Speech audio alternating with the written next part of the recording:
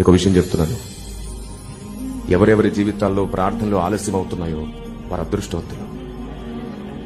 నిజంగా అనుభవపూర్వకంగా నేర్చుకున్న పాఠంతో చెప్తున్నాను. నేను నా జీవితంలో కూడా నేను పొందిన గాయములు అన్నిటిలోంచి పరిశుద్ధాత్మని స్వరం మీతో మాట్లాడుతున్నాను. నేను ఏదైనా మీ జీవితంలో ఆలస్యం అయ్యింది అంటే మీరు నిజంగా అదృష్టవంతులే. అదృష్టవశాత్తు ఇది మీకు కలుగుతున్నది అన్నాడు కదా, అలా మీ కొరకు దేవుడు నిర్ణయించబోయేది మీకు రాబోతుంది. ఏంటండి ఆ అదృష్టం అంటారా? దేవుడు ఎవరిని ఎక్కువ నమ్ముతాడో అలాంటి వారి జీవితంలో ఎక్కువ సార్లు ప్రార్థనలు ఆలస్యం అయిపోతాయి. దేవుడు ఎవరిని ఎక్కువ నమ్ముతాడో వారి విషయంలో కొన్ని ఆగుతాయి. ఆయన ఆపుతాడు, కొన్నిసార్లు సాతానికి అనుమతిస్తాడు. ఏ కారణం చేత అది ఆగినా సరే ఒకటి మాత్రం నిజం, దేవుడు నిన్ను ఎక్కువ నమ్మితేనే అది జరుగుతుంది. ఎందుకంటే నీవు తప్ప దాన్ని ఇంకెవరు ఓర్చుకోలేరు. నీ వల్లే సాతాను సిగ్గుపడతాడు అక్కడ. Download ShareChat.